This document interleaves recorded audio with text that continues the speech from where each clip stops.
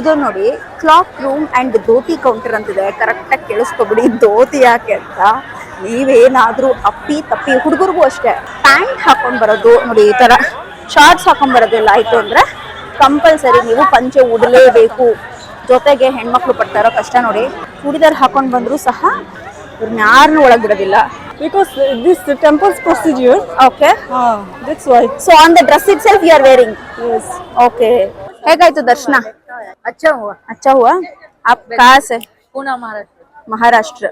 It is very beautiful और भगवान भी बहुत अच्छे हैं, मतलब बहुत प्यार आ रहा था। ಆ ಭಗವಂತನ ದೀಪದ ಬೆಳಕಲ್ಲಿ ನೋಡ್ತೀವಿ ನಾವು. ಹೇಗೆ ಧರ್ಮಸ್ಥಳ ಮಂಜುನಾಥನ ಬರೀ ದೀಪದ ಬೆಳಕಲ್ಲಿ ನೋಡ್ತೀವಲ್ಲ, ಆ ರೀತಿ ಅದ್ಭುತವಾದ ದರ್ಶನ ಆಗುತ್ತೆ.